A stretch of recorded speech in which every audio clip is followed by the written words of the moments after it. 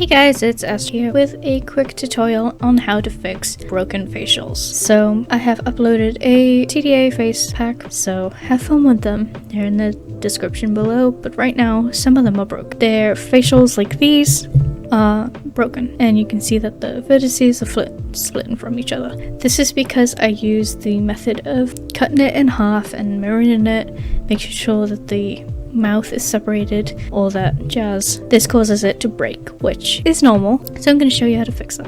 What you want to do is get this window. I'm going to leave the version of PMX Editor that I have in the description below. Go to the Morph tab, find the broken morph, right click it, and go to Vertex/UV Edited Morph, or Control E. What you want to do is click these green vertices down here so you can see the highlighted checked ones. So this is just selecting the area where the facial morph is, which what you want to do is select the vertices that are causing the issue. As long as you don't select any of the vertices that are meant to be changed, you'll be fine. Just select all these, get at every angle. Now what you want to do is go to Edit, go to Initialize Selected Vertices, or Control L, and it's fixed. Hit Reflect, otherwise it won't work. Now you can see that it is fixed.